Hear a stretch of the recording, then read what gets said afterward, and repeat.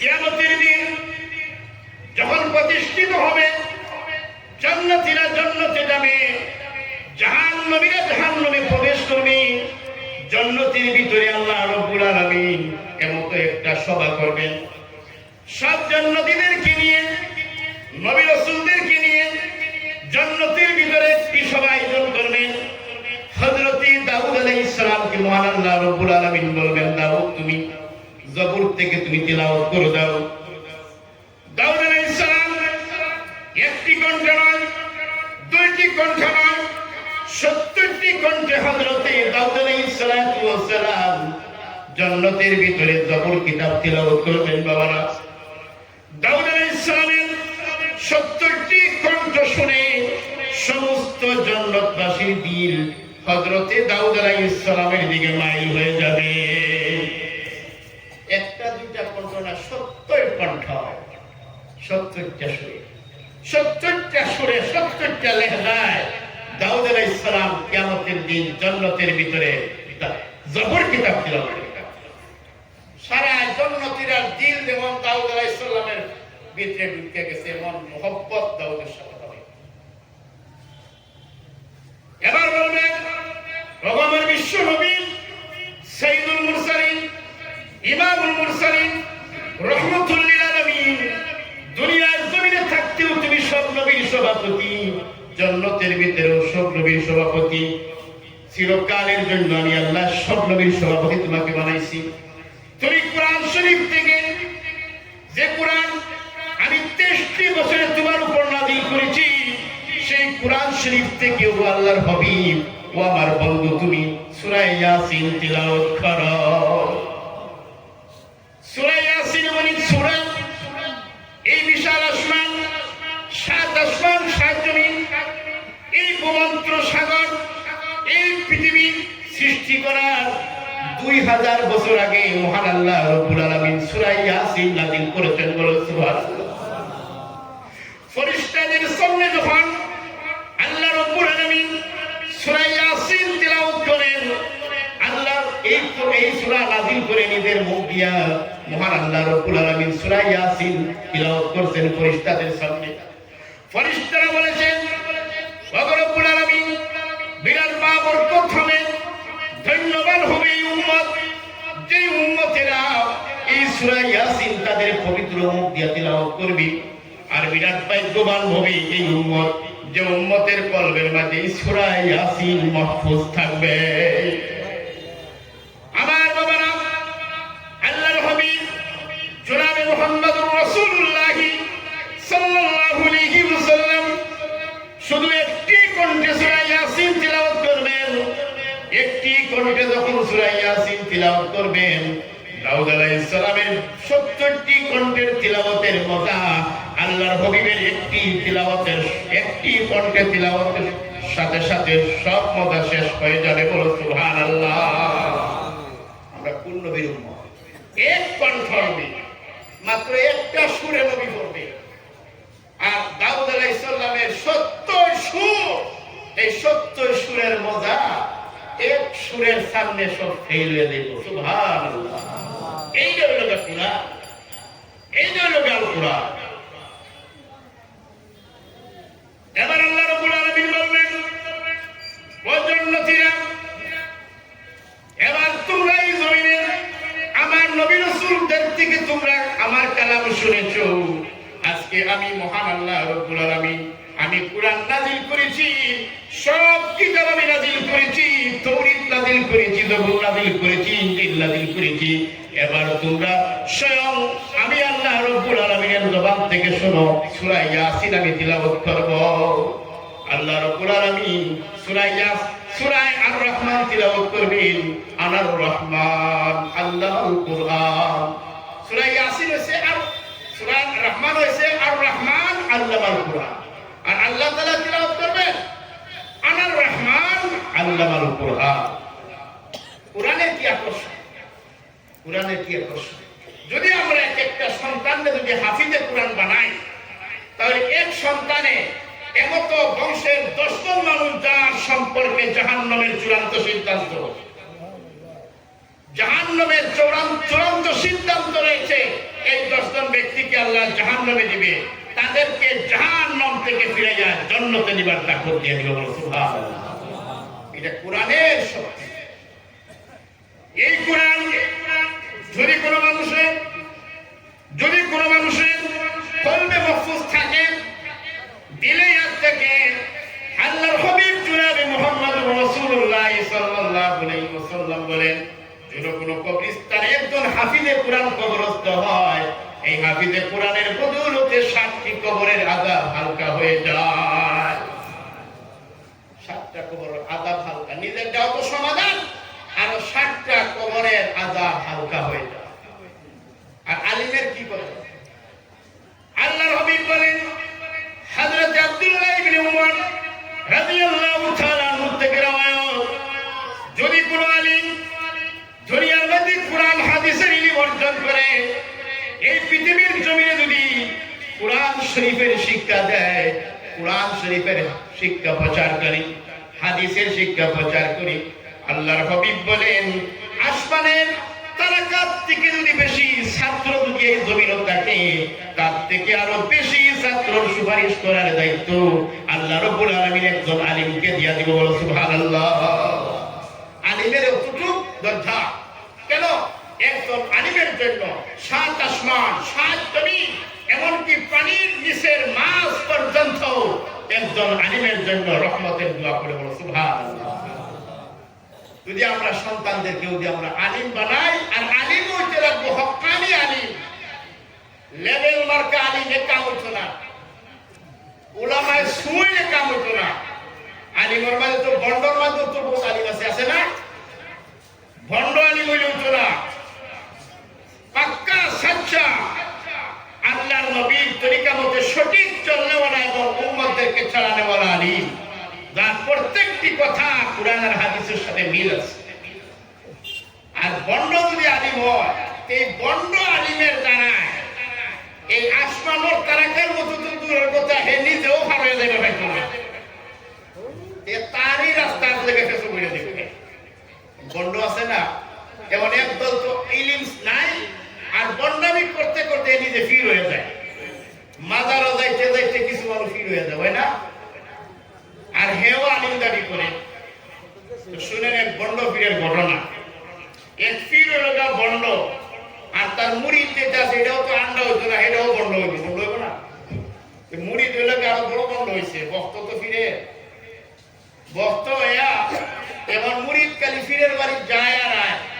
আর ফিরে যখন বন্ড ফিরে মুরিদরে খিলাফতি দিছে, খিলাফতি দেওয়ার সময় মুরিদে কইছে, হুজুর আপনি তো আমার ফি, আপনার কাছে আমি একটা আবদার করতেছি, আমি আমার সারা জিন্দেগি তো আদার সময় আপনার ফিসে শেষ করেছি, এখন শেষ তো আমার খিলাফতি পাইলা, বাকি জিন্দেগি চলার ইনকাম সোর্স একটা তো লাগবো, নাহলে পেট একটি ব্যথা লয়া সন্তানের মুখে কোথায় থেকে দেখতে আমার চলার একটা রাস্তা দেই।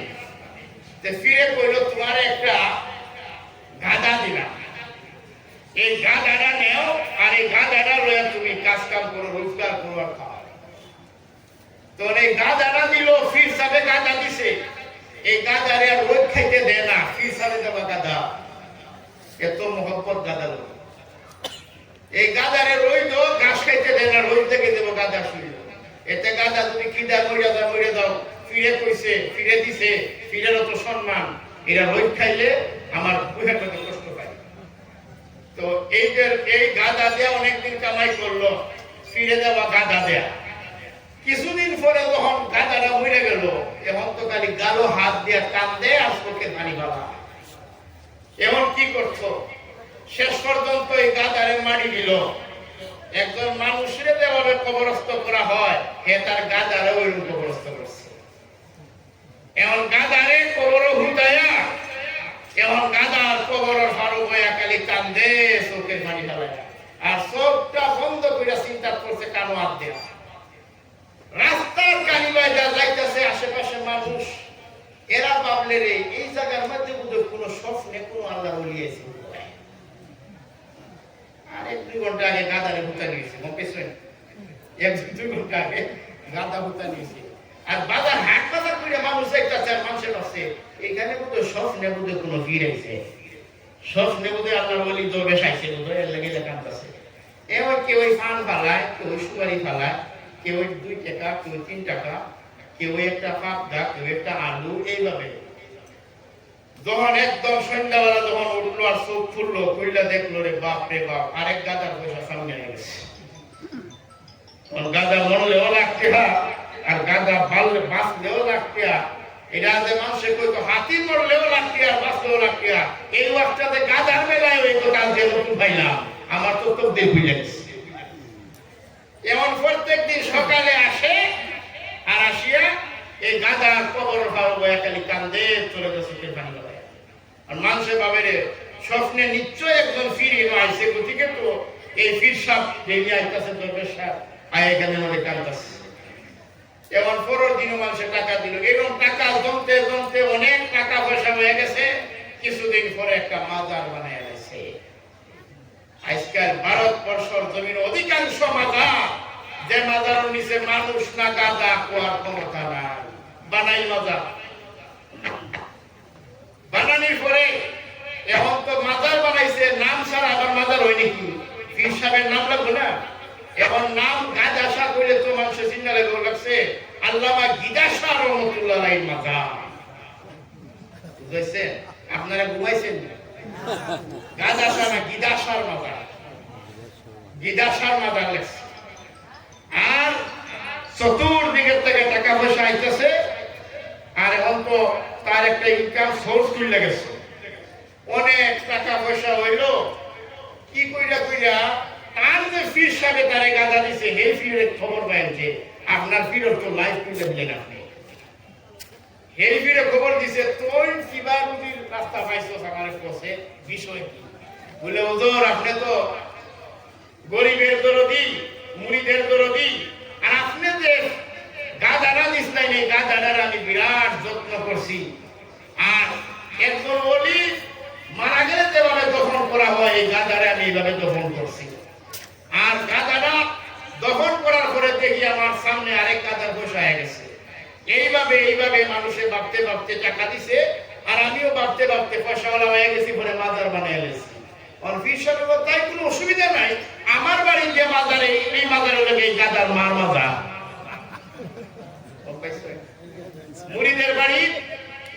মুড়িদের বাড়ির বাচ্চার মাজার, আর ফিরের বাড়ির গাদা মার মাজার। এই ধরনের বর্ণামী সমাজের নামে চলছে। অধিকাংশ মাজার এইগুলি যে ব্যবসা আর বাজার কামানি ছাড়া অন্য কোনো আলাপই নাই। এই তো হলো ফেট সালামি, আর হলো ফেট ফালার একটা হলো রাস্তা। উপস্থিত হাজিরিন, আল্লাহরে ফাঁকি দিও না, আল্লাহরে ফাঁকি দিও না। এই জমিনে হক্কানি সাচ্চা পাক্কা ওলিয়া গমন করেছে। এই ভারতবর্ষের জমিনে একজন মানুষ যখন কলিমাওয়ালা ছিল না, সেই জমানার মধ্যে আরব সাগর ৩,৫০০ কিলোমিটার বহর আরব সাগর পাড়ি দিয়া খাজা মঈনুদ্দিন চিশতি রহমতুল্লাহ আলাইহি হিন্দুস্তানের জমিনে কদম রেখেছেন। আল্লাহর ওলি খাজা মঈনুদ্দিন চিশতি আজমিরি রহমতুল্লাহ আলাইহি সাচ্চা ওলি, হক্কানি ওলি, আরব সাগর পাড়ি দিয়া যখন তিনি হিন্দুস্তানের মাঝে কদম রেখেছেন, ৩,৫০০ কিলোমিটার বহল এই সাগর পাড়ি দিলেন আল্লাহর ওলি। পায়ে এক কাতরা পানি লাগে নাই, বলো সুবহানাল্লাহ। এক কাতরা পানিও পাওয়া লাগছে না। উনি খাজা মঈনুদ্দিন চিশতি আল্লাহর ওলি ভারতবর্ষের জমিনে আগমন করলেন। একজন মানুষ কলিমা বলে নাই, একজন মানুষ ঈমান বলে নাই, একজন মানুষ মুসলমান নাই, একজন মানুষের গলায় মুখে, একজন মানুষের মুখে দাড়ি নাই। আল্লাহর ওলি গুজরাট থেকে আরম্ভ করলেন, দিল্লির দিকে যাত্রা করা আরম্ভ করলেন।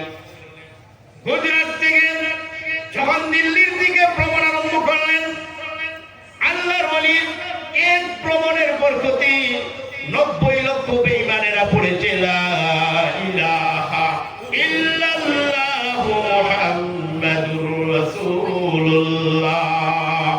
এমন আল্লাহর ওলি এক ভ্রমণের বরকতে ৯০ লক্ষ মানুষ খাজা মঈনুদ্দিন চিশতিরাতে মুসলমান হয়েছে। আর আসতে কই একটু জোরে কইছে সুবহানাল্লাহ। আমরা কি হইছে আল্লাহ জানে, আমার কথা কি করাইছে না না ইকুয়ে কিছু অসুবিধা করতেছে নাকি ইকু লাগানোর কারণে? 90 লক্ষ গুজরাট থেকে দিল্লি পর্যন্ত পায়ে হেঁটে মুরিদ দয়া ভ্রমণ করে আইতেছেন।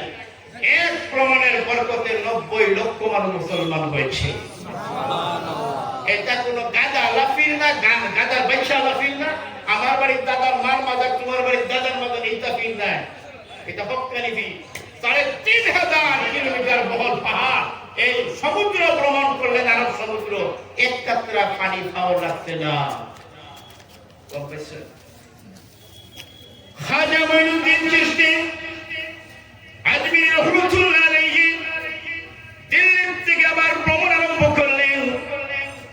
রাজস্থানের আজমিরের দিকে যখন ভ্রমণ আরম্ভ করলেন, যে আজমির শরীফ হযরত রহমাতুল্লাহ আলাইহির মাজার, আজমিরের মধ্যে খাজা মঈনুদ্দিন চিশতি রহমাতুল্লাহ আলাইহির মাজার, দিল্লি থেকে যখন ভ্রমণ করেন আজমিরের মধ্যে পৌঁছিলেন, সেই ভ্রমণের বরকতে 30,000 বেঈমানেরা পড়েছে লা ইলাহা ইল্লাল্লাহ, লা ইলাহা ইল্লাল্লাহ, লা মাতলুবা ইল্লাল্লাহ, লা ইলাহা ইল্লাল্লাহ মুহাম্মাদুর রাসূলুল্লাহ। 90 লক্ষ 30,000 শিক্ষার দিয়ে আরেকবার কই সুবহানাল্লাহ। উনি খাজা মঈনুদ্দিন চিশতির ফিরাকির বাহাদুরি, ইমানের জলওয়া, ইমানের তাকত, যে তাকতে ভারতবর্ষের জমিনে, ভারতবর্ষের গলিয়ে গলিয়ে মুসলমানদের লা ইলাহা ইল্লাল্লাহ স্লোগান। এই ভারতবর্ষের জমিন আল্লাহর জিকির দিয়ে আল্লাহর ওলি খাজা মঈনুদ্দিন চিশতি আজমিরি রহমাতুল্লাহ আলাইহি আল্লাহর জিকির দিয়ে এই ভারতবর্ষের মধ্যে মুসলমান বানাইছে। বাবারা, এই ভারতবর্ষের জমিনে 850 বছর মুসলমানদের রাজত্ব আছিল। মহান আল্লাহ রব্বুল আলামিন মুসলমানদেরকে 850 বছর রাজত্ব দান করেছেন। মুসলমানরা নিজের হাত থেকে রাজত্ব শেষ করেছে। কিভাবে? 850 বছর মুসলমান রাজা ছিল ভারতবর্ষ। সর্বপ্রথম দেবাশ্যাম ইরানের গজনবী শহর থেকে ভ্রমণ করেন হিন্দুস্তানের জমিনে। যখন তিনি ভ্রমণ করেছেন, দিল্লি যখন ভ্রমণ করেছেন, দিল্লির বিভিন্ন রাজার সাথে যুদ্ধ হয়েছে। 16 বার যুদ্ধ হয়েছে, পরাজয় হয়েছে। 17 নম্বর বার বাদশা বিজয় হয়েছে। এই ভারতবর্ষের জমিনে, ভারতবর্ষের সিংহাসনে বসিয়া তিনি পড়েছে লা ইলাহা ইল্লাল্লাহ, লা মাহবুবা ইল্লাল্লাহ, লা মাতলুবা ইল্লাল্লাহ, লা ইলাহা ইল্লাল্লাহ মুহাম্মাদুর রাসূলুল্লাহ। ভারতের 1 নম্বর বাদশা মুসলমান। 850 বছর যে রাজত্ব মুসলমানদের রাজত্ব আছিল, সর্বপ্রথম যে বাদশা আছিল, সেই বাদশা এমন আল্লাহর ওলি, এমন আল্লাহর পাগল আছিল, তিনার নাম সুলতান মাহমুদ গজনবী রহমতুল্লাহ আলাইহি। আর ভারতের সিংহাসনে বসলেন। ইয়ারিনো গার্ড লাগে, আর বডিগার্ড লাগে, আল্লাহর জিকিরওয়ালার আবার গার্ড লাগেনি। জিকিরওয়ালার ইমানই ঢুকে বড় গার্ড। ভারতবর্ষের সিংহাসনে তিনি বসিয়া 12 তসবিহ জিকির করেছেন, আল্লাহর জিকির করেছেন। এই বাদশা ফজরের নামাজের পর আল্লাহর কালাম থেকে সূরা ইয়াসিন তিলাওয়াত করতেন।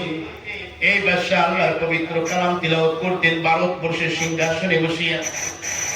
এই বাদশা এমন জিকিরওয়ালা বাদশা, তিনি মারা যাওয়ার আগে তিনার খলিফাদেরকে ওসিয়ত করেছেন, বাবারা, আমি যখন মারা যাব, আমি যখন মেরে যাব, বাবারা, আমি যখন মরে যাব, আমি মরে যাওয়ার পর আমার জানাজার নামাজ এমন একজন ব্যক্তি দিয়া তোমরা পড়াইবে যার জীবনে আসরের সুন্নাত জানা, যে ব্যক্তির জীবনে আসরের সুন্নত কাজা নাই, যে ব্যক্তির জীবনে তাহাজ্জুদের নামাজ কাজা নাই, এমন আল্লাহ ওয়ালা দিয়ে আমার জানাজার নামাজ পড়ায়ও। বুঝাইছে না নাই? এমন তো মানুষ কই আমার এই আজকালের ভাষা আমার অমুক 22টা বর্তমানে অমুক শহরের এমপি হে পড়াইবে জানাজার নামাজ, আর নাই অমুক কারণে এমএলএ এটা পড়াইবে। কিন্তু সেই ভাষা এমন আল্লাহর ওলি, এমন আল্লাহর আশিক, আমার জানাজার নামাজ পড়াইতে হবে এমন ব্যক্তি যার জীবনে তাহাজ্জুদের নামাজ কাজা নাই, যার জীবনে আসরের সুন্নত কাজা নাই। অনেকে আমরা নিজেও পারি না, আসরের সুন্নত আমরা নিজেও করতে পারি না অনেক জায়গাতে। কিন্তু এমন বাদশা, এমন আল্লাহ ওয়ালা, আল্লাহর কাছে তো আল্লাহ ওয়ালাই পছন্দ, আল্লাহর কাছে তো ঈমান ওয়ালাই পছন্দ, যে আমার জানাজার নামাজ এমন ব্যক্তি পড়াইতে হবে। যখন ভারতবর্ষের বাদশা খাজা মঈনুদ্দিন চিশতি, ভারতবর্ষের 1 নম্বর বাদশা সুলতান মাহমুদ গজনবী রহমাতুল্লাহ আলাইহি ইন্তেকাল করলেন। ইন্তেকালের পর যখন খবর বাইরের হইল, চতুর্দিকের থেকে মানুষ বিভিন্ন রাজ্য থেকে আগমন করলেন, সব বন্দী হয়ে গেল। সব বন্দী যখন হয়ে গেল, তখন একজন ব্যক্তি বলেছে, কার জীবনে তাহাজ্জুদের নামাজ কাজা নাই? উলামায়ে কেরামের কাতার মধ্যে একজন পাওয়া গেছে না, মুহাদ্দিসিনের কাতার খালি, হুফাজে কেরামের কাতার খালি, অনেক মানুষের কাতার খালি। পিছন দেখতে একটা আওয়াজ আসছে, আল্লাহর একজন দরবেশ, আল্লাহর একজন ওলি। তিনি বলেছে, আমার জীবনে আমি জানি না, আমার জীবনে একটি রাকাত আসরের সুন্নত কাজা হয়েছে। আমি জানি না আমার জীবনে একবার তাহাজ্জুদের নামাজ কাজা হয়েছে, আমি জানি না। আমি জানি আমার জীবনে তাহাজ্জুদের নামাজ আর আসরের সুন্নত কাজা নাই। এই ব্যক্তিকে, এই ব্যক্তি হয়েছেন খাজা কুতুবউদ্দিন বখতিয়ার কাকি রহমাতুল্লাহ আলাইহি। আমরা ফির মুরিদির উল্টা না, আমরা ফির মুরিদির আমরা বিরোধ নাই, আমরা বন্ডামির বিরোধ। আমরা হক্কানি ফিরের বিরোধিতা করি না। দারুল উলুম দেওবন্দে ফির তৈয়ার করার মেশিন দারুল উলুম দেওবন্দ, উলামা তৈয়ার করার মেশিন দারুল উলুম দেওবন্দ, যে দারুল উলুম দেওবন্দ থেকে সারা বিশ্বের মাঝে ইসলামের মেসেজ পৌঁছে। উপস্থিত হাজিরিন, আমরা ফির বিরোধীর উল্টা না। এই যে ফিরের যে ইতিহাসগুলি কইলাম, ওইগুলি হক্কানি ফিরের ইতিহাস। আর ভণ্ড ফির যারা, হে খালি ফেরের সুন্নতের উপরে আমল করে। কোন সুন্নতের উপরে? খালি মিঠা খাওয়া সুন্নত, জিলাপি আন খাওয়া সুন্নত, মিষ্টি খাওয়া সুন্নত, মিঠা খাওয়া সুন্নত, মুড়ির উপরে আপেল আন, মিষ্টি আন, বাতাস আন, হালুয়া আন, খালি মিঠা বস্তু করে যে সুন্নতে ফের ভরে, এই সুন্নত খালি তালাশ করে। আছে না কিছু মতলবী ফির আছে, যে সুন্নতে ফের ভরে এই সুন্নত তালাশ করে, যে সুন্নতে উপবাস তাহন লাগে এই সুন্নতের আলাপ নাই। এক বেড়ার এক বাড়িতে মেহমান হয়েছে, কয় মিডা এটা সেটা খালি মিডা বস্তুই কয়। আর এও মেহমান ফির সাহেব খুব মেহমানদারি করতেছে। বাদে বলে, ভাই তোর নাম কি বলতো? বলে, হুজুর আমার নাম ফৌজ। আরে বলা, ফৌজ আমার নাম হয় নাকি? ফৌজ তো সেনাবাহিনী। বলে, হুজুর এটা কিছু ডরাই গেল নাকি? আমার আসল নাম ফৌজ নাই, আসল নাম সুন্নত আলী। আর আপনি যেভাবে মিষ্টি থেকে সারা সুন্নত পালন করে গেছেন খায়া, আমারও সুন্নত আলী, আমারও খায়া শেষ করে দেবেন, এর লাগে আমি আসল নাম করতেছি। ঘুমাইছেন আপনারা? আমার নাম সুন্নত আলী, যেভাবে সুন্নত পালন করতেছেন আমারই ফের বানাই দিবেন, এর লাগে আমি আসল নাম না কয়ে ফৌজ কইছি। ফৌজ মানে সেনাবাহিনী। তা বুঝেছেন না? উপস্থিত হাজিরিন, মতলবী সুন্নত কোনটা আর হকিকত হকিকি সুন্নত কোনটা, বাহ্যিক কোনটা আর মতলবী কোনটা, আল্লাহ তো সব গম পাইতেছে। আল্লাহরে ফাঁকি দিয়ে কই দিবেন। এই বেড়া ডরাইয়া সুন্নত আলীর নাম কইতেছে না, খালি ফির সাহেবের সুন্নত পালন করে দেখিয়া। এমতো ফিরও আছে। মুরিদের বাড়িতে মন্দাতের মেহমান হয়েছে, যায় না, যাওয়ার নাম হইল না। এমন বেড়া মুরিদ হয়ে ঠেকছে, ওর খেদাইতো পারে না, বাদে খিলাফতি দিত না। জিগাইতেছে কৌশল করে, হুজুর আপনি আর আইতেন না নাকি? বলে, বেড়া আইনো তোমার বাড়ি নাই কই আম যে মজার খাওয়ান দিতেছ। বলে, আপনি গেলে হে আইবার যাই কি আছে না তাই না কি হে কৌশল কইরা ফির রেখে যাইতেছে বাড়ি বলে আপনি যে হিসাবে হুজুর আসেন আর বলতে আমার বাড়িতে রাখতেন না বলে তোমার বাড়িতে না আইলে কার বাড়িতে আছে মজার খাওয়া দিছ বলে আপনি গেলে হে এবার ভাইবেন আপনি যাইতেছেন না চাইবেন কি এরকম তেত্ত লাগায় কিছু মুরিদরা উপস্থিত হাজিরিন